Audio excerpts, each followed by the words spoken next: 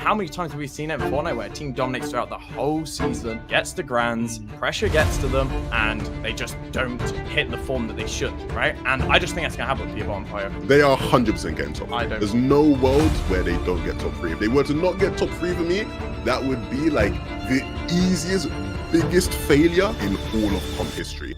It is the Peterbot and Pollo won't win NA, and they won't even qualify to globals.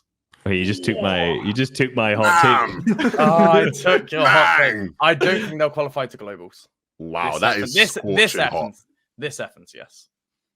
Can you get into more of the why? Because that is a scorching hot take. You're not going to be very popular amongst I won't be popular. Mate. My main problem is the whole Grimgate situation, right? Obviously, we know how strong Grimgate is, but that's probably going to be their weakness. You know, they've shown their hand of, 5 out of 6 games they won in a Duo Cash Cup.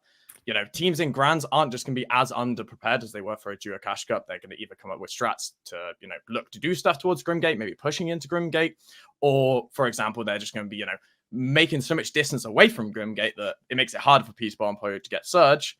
And then you can even go on top of that where, day 2 format, 1.5 times points, you're going into it. Say you're a team who's in 25th, say Clicks and Epic Well. Like, we got Lavish Lair on Con 25th day 1. We're like, wow, why the fuck are we landing Lavish Lair when we could just win 3 games at Grimgate and probably get top 5 on the day, if not more?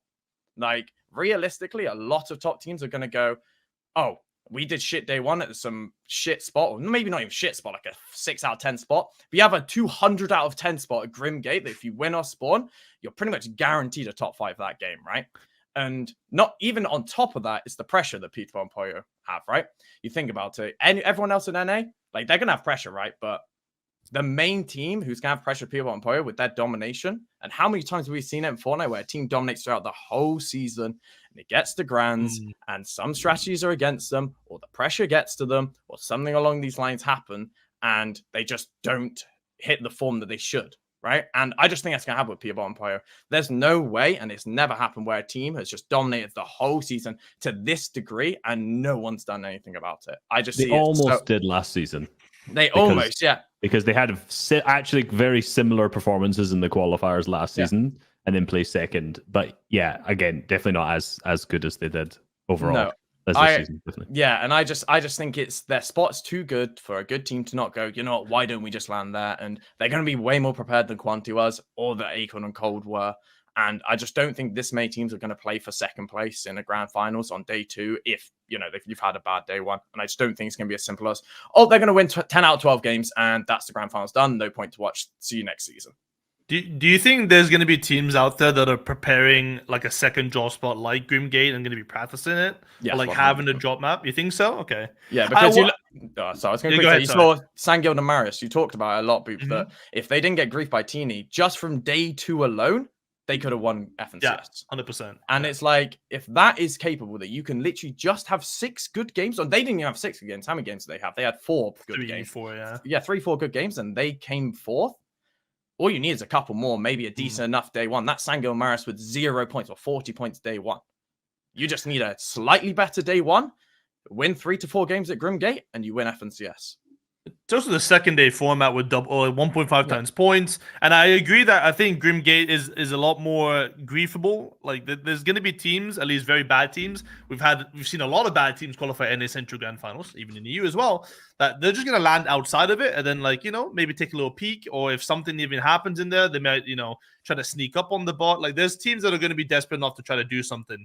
It's just whether or not Peterbot and Pollo are going to take care of them, or they're going to have like a bad game or 2 where that'll make the difference in a 1.5 times format. Yeah, and how's that going to affect their mental? Say going into day 1, after day 1, their first probably will be first day 1 after the 6 games, and then day 2, game 1, they get contested, they die off spawn. How's the mental gonna? Do they have the mental capacity to then just bounce back the next game?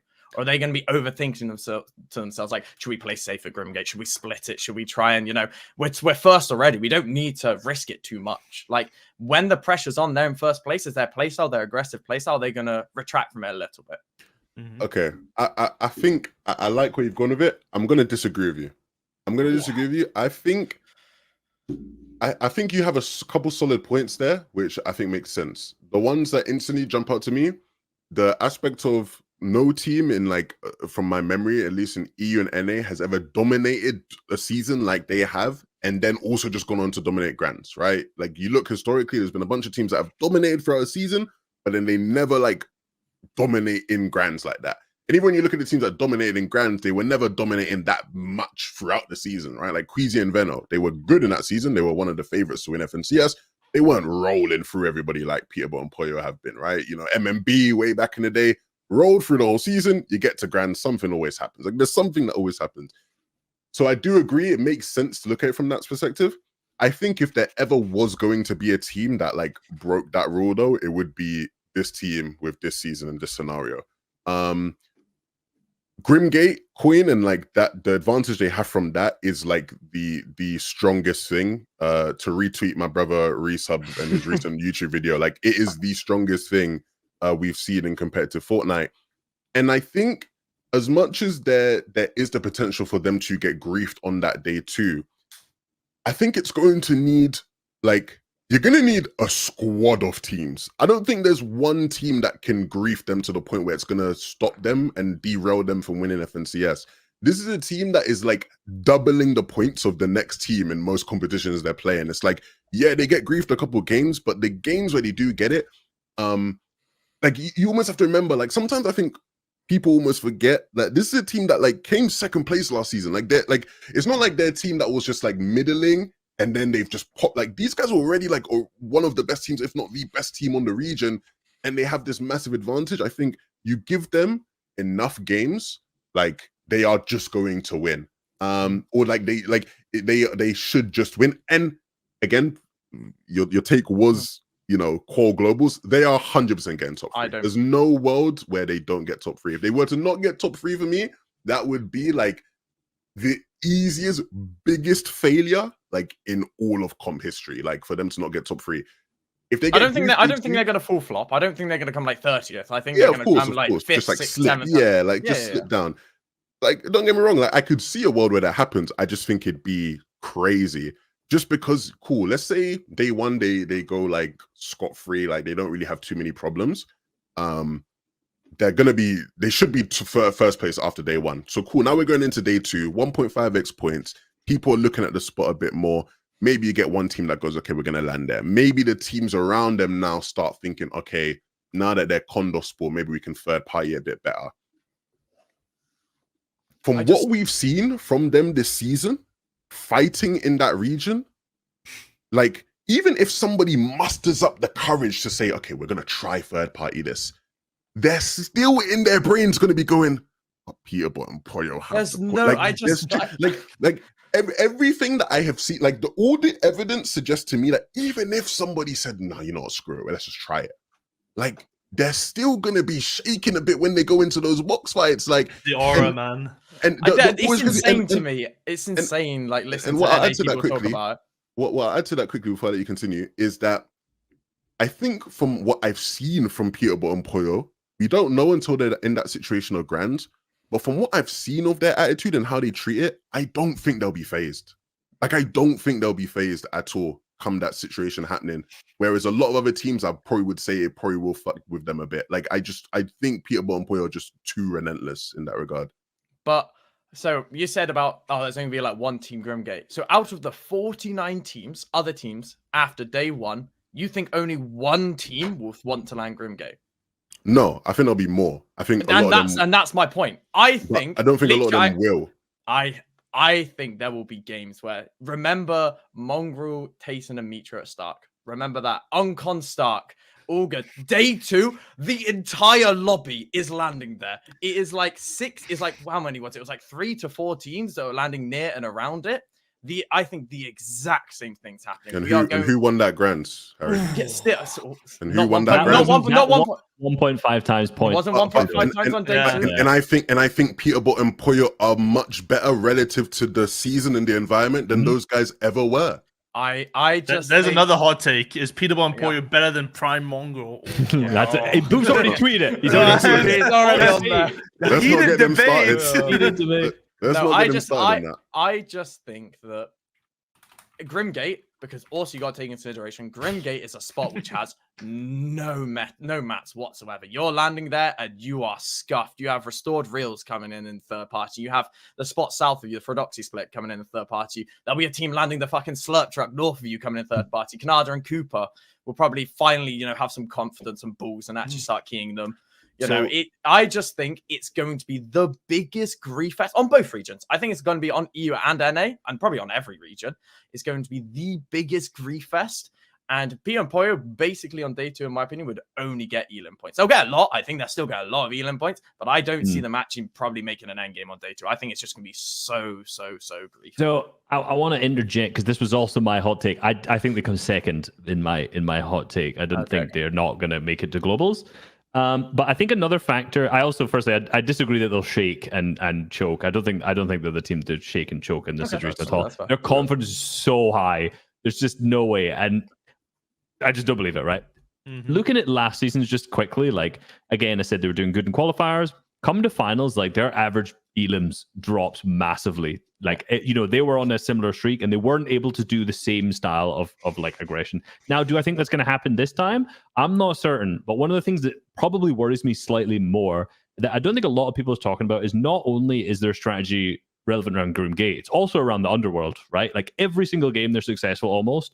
They not only get one medallion, they push Northwest into underworld. Now, I don't know what's happening in NA right now, but every game I look at, there is the most flopper teams over there, bro. Like, what the fuck is going on, right? Right now, in grand finals, surely you've got to think that there's going to be a good underworld team that at least if they end up having to fight there, will delay their rotations, they'll delay everything to the point where it can scuff them up in a few games and mess up that game plan as well. I also do agree. I do think second day some more teams will land. I think there's too many parts of this, like ultimate strategy. Like once they have both coins, they get the bunker too. They have it all, and it's like at that point they're almost unstoppable. Absolutely. Yeah. At that point they basically it'll be stopped before 100%. And that's what I'm saying. I think in the qualifiers when you're top 250 and you're with a bunch of randoms in, like I think that's doable. Come grand finals, I'm like, bro, Banana's my goat. Come grand finals, I think there are too many possibilities. And here's the thing: if all of these things don't happen that we've mentioned, NA is shit. Like that is it, bro. If there's not a good underworld team, if no one third parties, NA is shit. That is it. Like, and I will never ever listen to any good analysis again on that region. Like, that's not a hot take, though. That is not a hot take. Not a hot take at all. Like, I want to ask on your point about underworld. You think if Marius and Sandguild, who are obviously our best underworld team, landed underworld on NA, that Peter and Pollo wouldn't win FNCS? Well, see, now you pose a different question though, because the siphon coin that they get enables them to do some really nice things in endgame once they've got height. Like Peter takes a lot of storm damage, goes for a lot of elims because he knows he can take the HP back with it.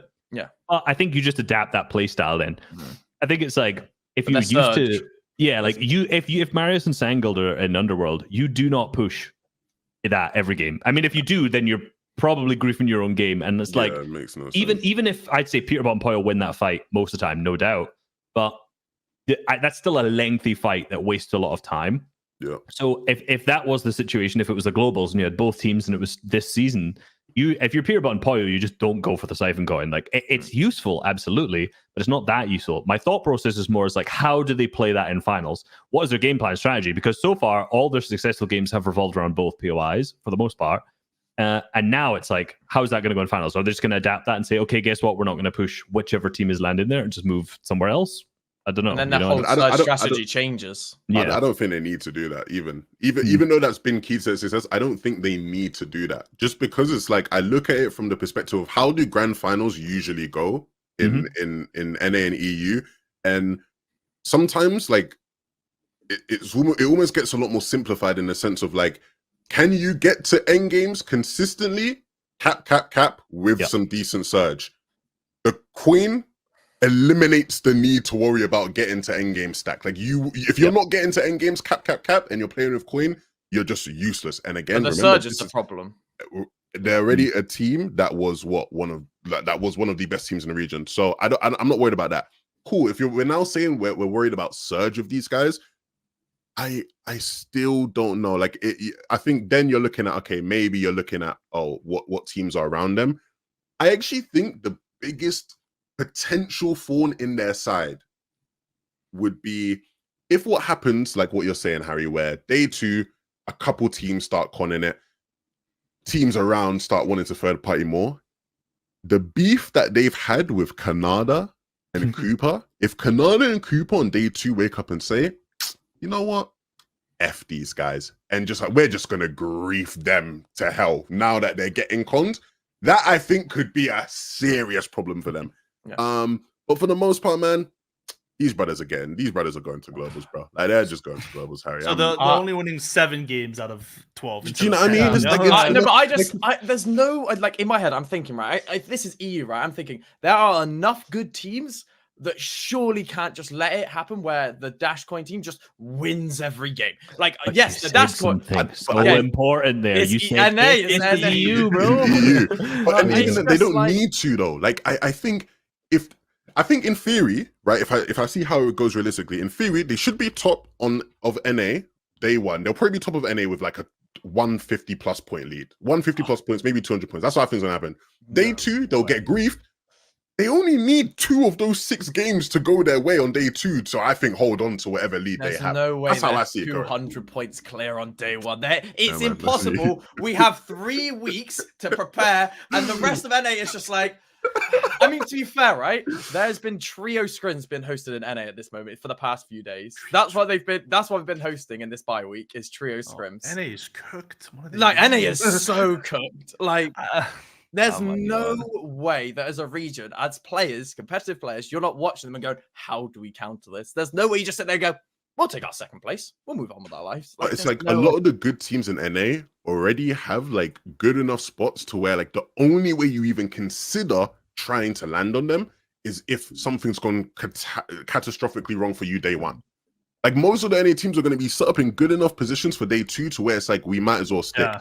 Like, you'd be foolish to leave if you have a good spot and you're actually playing decent day 1. It wouldn't make sense, even if they are 300 points ahead. Like, it just, like, for most people, it's like, it's just not going to be worth it. Like, in your head, especially if you haven't prepped. Now, in your case, you said you think there'll be a couple really good ones who are low-key prepping on the side. Yeah.